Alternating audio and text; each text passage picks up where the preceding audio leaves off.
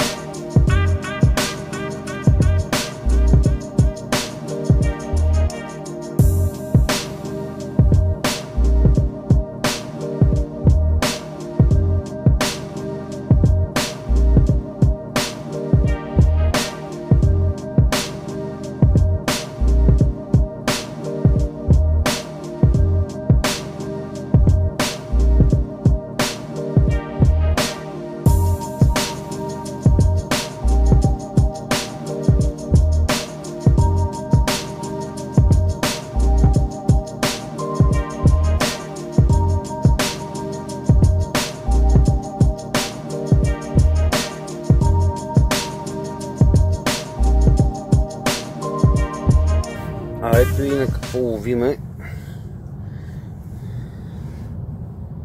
20 мм топче с силиконова царвичка отдолу, кука номер 6, излагах ги четвърти номер е куката. Обикновен, може би така да го кажем, най-простия монтаж за риболов на косъм. Така. Другото е нашия Рони Риг, ми е доста любим, и естествено кадес на умен снежен човек на Кадерик комби, който ви показах в едно от предишните ни видеа как се прави. Задължително слагаме ПВА турбички и ловиме на дистанция между 40 и 53 метра. Сме разположили трите въдици. Захранваме с микс от семена, топчета, коноп, тигров лъстък и пелети 11 мм, 8 мм и 4 мм. И така, приятели, ето го и нашия първи шаран. Малък, но все пак кривински. Удари на 10 мм поп-ъп Скопекс. Охо. Добре, не иска да се снима явно.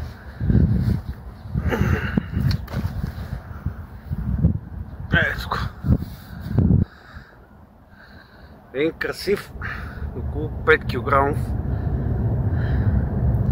кривински, добре, и порбен шаран. Ами, както гледам, приятели, храним се доста с нашата захранка. Абе, още малко и го пускаме.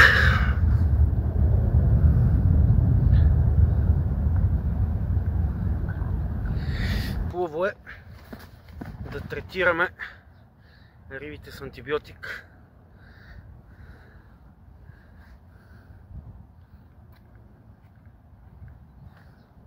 За да избегнем инфекции.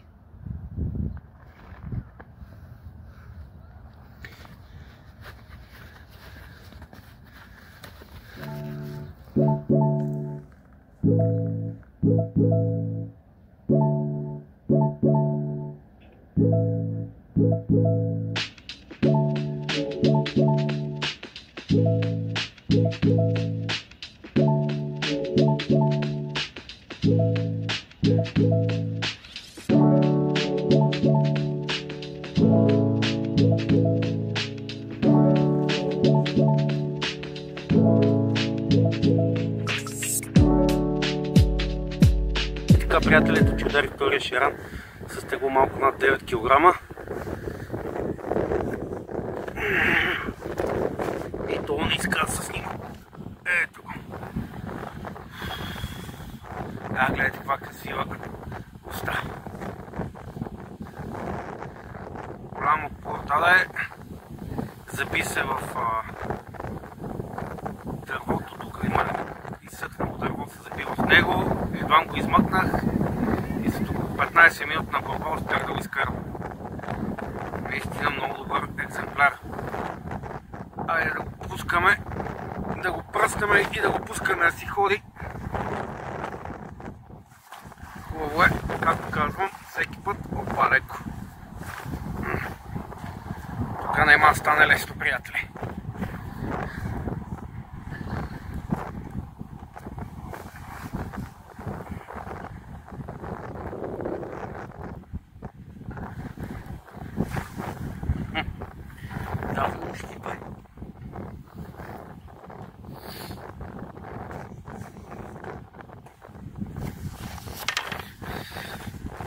Айде, пускаме го и чакаме балон.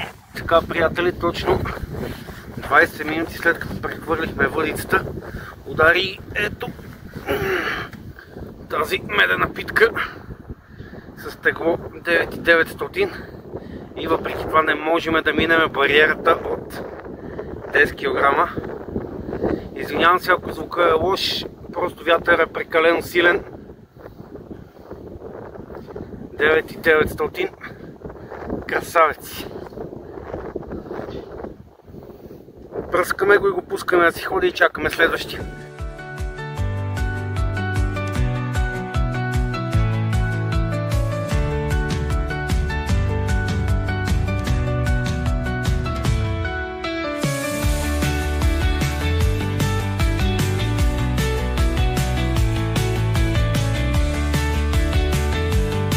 Така, приятели, едно бързо включване преди лягане.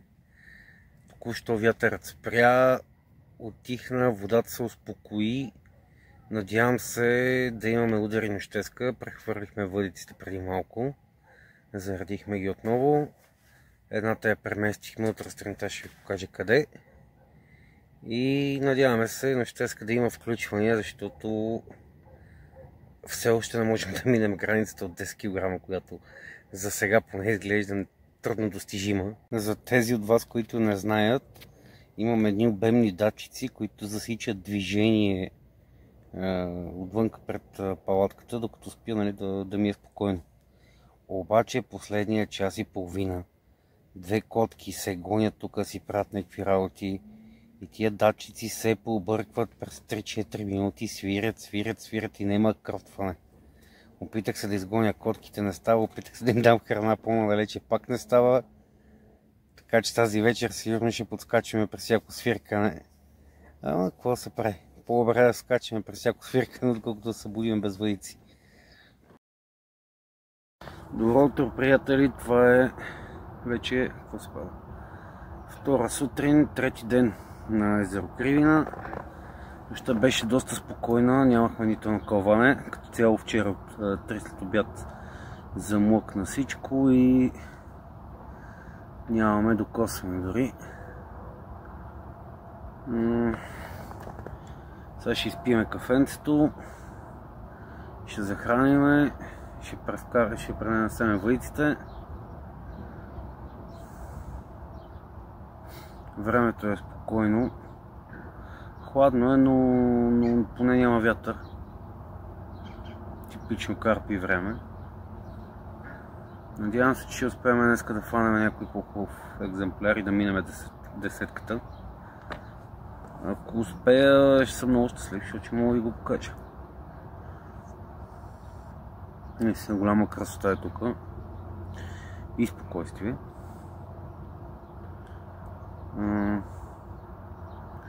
Скачат тук, там скачат някакви риби, не е като да няма, но за сметка на това пък няма кълванец. Въпреки че това ще и рано, да вчера първото кълване дойде към може би 11 на обяд. Имахме 3 кълванета, от 11 до 3 изтупахме 3 шерана и това беше. И 4 каракуди. Те ни налегнаха по едно време. но не искам да избързам с изводите, защото е излишно. Ловиме на поп-ъпи, на вафтери. Цяла нощ във водата имахме един снежен човек, който изобщо не даде никакъв резултат. Вчера цял ден имахме снежен човек, също който не даде никакъв резултат. Днес реших да го сменя. Сложих по-голямо поп-ъпче, 14 мм. И се надявам с това да успеем да излъжим някоя по-едра рибка, защото положението не е добре, няма да ви лъжа. Ако не е друго, поне си почивам. Нагела съм и си почивам. В интерес на истината, колегите последните дни казват, че и те нямат никакви риби, така че не е само при мене. Вчера само аз вадих на целия гел. И така. Ще се включа, ако има нещо. Ако не, знам. Гледам, че пристигат още коли, което значи, че язовира почва да се пълни. Надяваме се това да не повлияе на нашата риба. Ето, приятели, първия шаран над 10 кг вече е факт.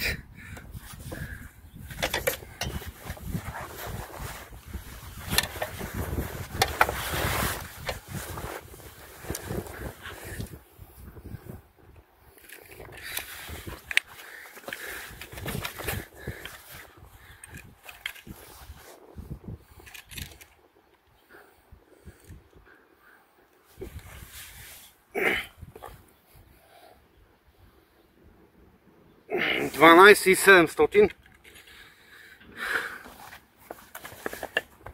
Един истински хубав кривински шаран, който ме взе току-що.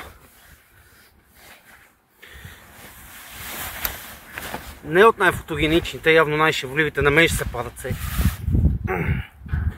Ето го. Хубав кривински шаран, 13,700, почти 14 кг. Гледайте го. Голяма борба, голям кеф. Оплете всички въдици. Опа! Сега го пръскаме и го пускаме да си ходи, защото и той се измъчи доста.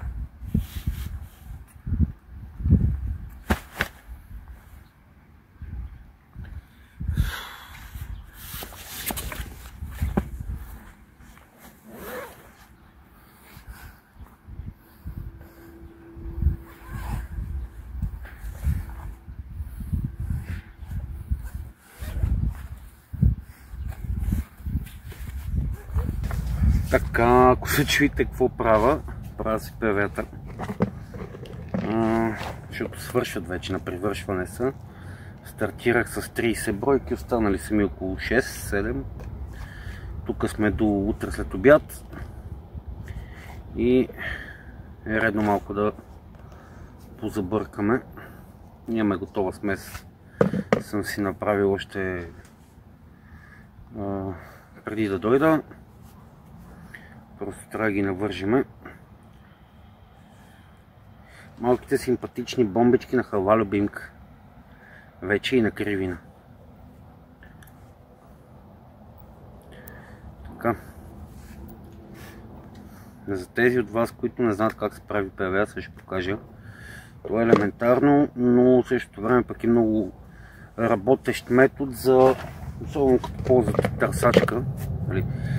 Ако не знаете какво е търсачка, сега ще обясня. Търсачка е, да речем, че както в моя случай ловиме с 3 въдици. 2 ги слагаме на петното, третата с една бомбичка, така от тия симпатичните бомбички. И мятаме в страни с някаква по-едра стръв, или в случая ще е по-дребна. Търсачката се ползва основно за случайни риби, такива, които са по-мнителни и не искат да влязат по петната.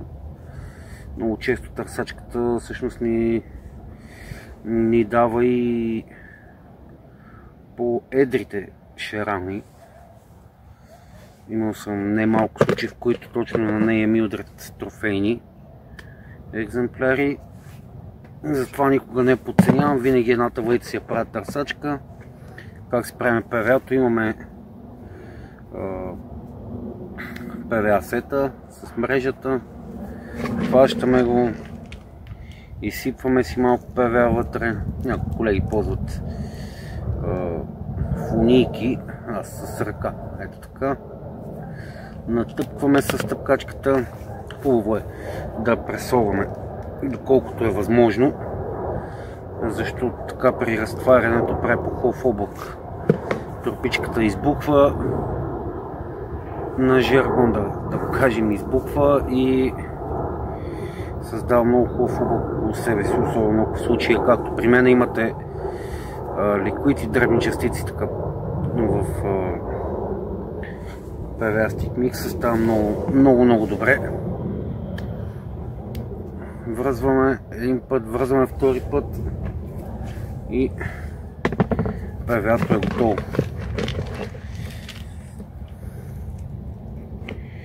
И както винаги, все пак сме на кривия гьол. Днеска ни е последна нощувка тук и естествено имаме само една риба. Ето така. Тук си го навивам хубаво, за да седи по-стегнато. Издърпваме хубаво ПВА-то. Връзваме го плътно до готовата турбичка. Ето така. Правим един възел малко по-нагоре, не повече от 3-4 мм. Ето, издърпваме, нанизваме пак на тубичката до възела и с ножичката режиме ето тук между двата възела. Хоп, и бомбичката е готова. Някои колеги предпочитат да използват я ПВА лента, я ПВА турбичка. За мен лично този метод с мрежата е най-удобен. С годините съм опитвал всичко, но това ми е може би така най-удобният вариант. Много е важно, като работим с ПВА, ръцете са ни сухи, защото при допир с водата тя почва да се разтваря и много често се случва да не стигне изобщо и до там, за където е предвидена. Вятъра се засилва, което е кофти работа. Каквото е такова. В крайна сметка сме тук за кефа. Успяхме да изкараме някакви риби. Не са най-капиталните обитатели на Кривинското езеро, но все пак са доста приятни. Даваха хубав отпор, направиха ми голям кеф. Особено тази последната 13700.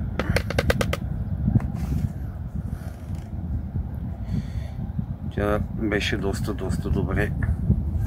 Успя да ми оплете, тя удари на средна въдица, успя да оплете лявата. Това ми я извади с 300 зора, но успях. Като цяло, както каза ми приятел, който е редовен посетител на Кривина и е хващал един от най-големите екземпляри тук, а именно баткови Влади Енев. Капото на Кривина не е срамно, защото много добри шеранджи са имали капота точно тук. Не мога да си обясня поради каква причина при наличието на толкова много риба има капота, но е факт. Факт, че има. Факт е, че са нерядкост. Много колеги в мрежата може да видите, които пият капучино тук. 3 пъти съм идвал. Това ми е третия път. Първия път аз пих капучино, втория път за 4 дена успях да излъжа само едно малко шеранче 6 кг и това беше. Така че някакво чудо се случи сега, че успяхме да излъжем повече от един шаран. Изобщо успяхме да излъжем някакви риби, но ще се постараем за следващия път. И така, приятели, добро утро от последната ни сутрин на езеро Кривина. Станах с голямото желание да захраня, прехвърля въйците и да имам може би някакво калвана, обаче така като гледам, няма да стане. Положението е сериозно. Мисля, че изобщо няма смисъл да блъскам с помба и с каквото и да е било. То е напълно безмислено, може би само да прехвърля въйците.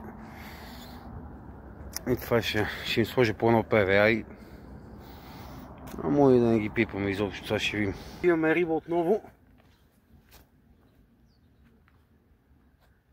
Тази е голяма, или поне се усеща като голяма.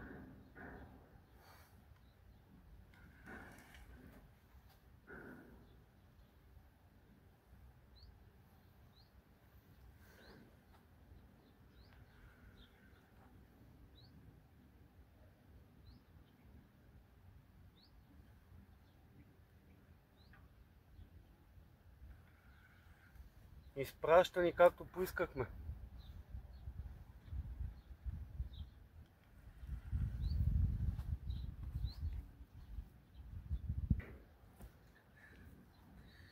И така, приятели, поредния кривински шаран е в кепа. Ето го. Още един кривински дебелак. Ето.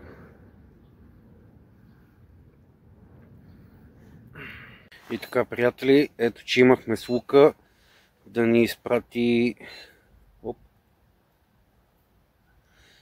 езеро Кривина, да ни изпрати подобаващо. Изкарахме пети шаран с тегло 7 кг и 200 грама, като то 7 реално е чисто, защото слинга е 200 грама горе-долу, понеже съм с малките слингове, не съм с тези големите. Удари на Wafter Red Storm на дистанция около 50 метра. С малко ПВА заметнах я преди 2 часа горе-долу. Рибата направих добра, голяма, хубава, така добра борба. Тук до брега, като я докарах, вече започна да се бута надолу. Отпред е много дълбоко и като стигна тук отпред се опитват да стигнат дъното, за да се откачат. За щастие до сега нямаме откачена риба. 5 от 5, което смятам, че е повече от добре. Рибата взима основно на вафтери и на попъпи. Пробвах с снежни човеци, пробвах с дъно топче, с 2,20, с 16 и силиконова царевичка и няма. Което ме навежда на мисълта, че просто рибата иска по-малка стръв. За съжаление нямаме капитална риба все още от тези, които са тук. И говорим за риба 15, 20, 20 кусор кила. Ако да имаме проблем с самолетите като летят, но знаете как е на Кривина. И така, посъбрах вече багажа. Слинга съм го оставил да съхне, люлката съм оставил да съхне, леглото е в колата вече прибрано. Нещо с базика тук, нека малка рибка явно бута. И това е като цяло. Имаме рибите са основно по това време горе-долу към 11-11.30, между 11 и 3 са ми всичките удари. Нощни риби нямам, което само по себе си е странно, тъй като шараните се хранят основно вечер по принцип, когато утихне обстановката, няма толкова навалица и рибата е по-спокойна да излезе на плиткото.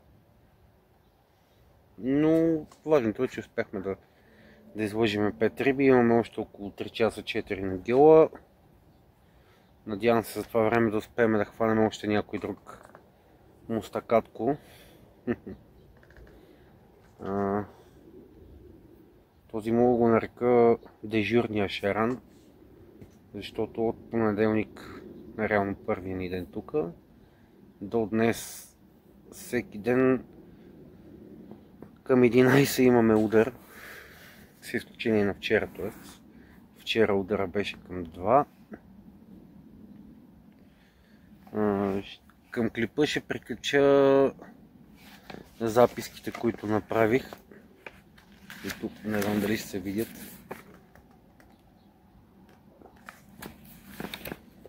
Ще направя снимка и ще я прикача. За тези от вас, които идват на макарата, да знаят горе-долу къде какво да търсят. Имахме 2 късания някъде по закачките, но набързо превързахме и много сме в игра. Топ проиграше рано около горе-долу 90-100 метра. Реално там, където с нощи бяхме хвърлили. И това е, приятели. До последно ще натискам. Въдиците и кепа ще ги прибера последни.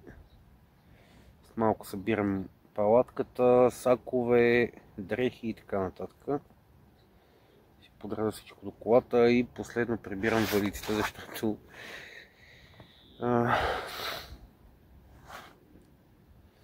имаме шанс до последно. Казвам, до края ще се бориме, пък каквото стане. Така, ако има риба, се включим.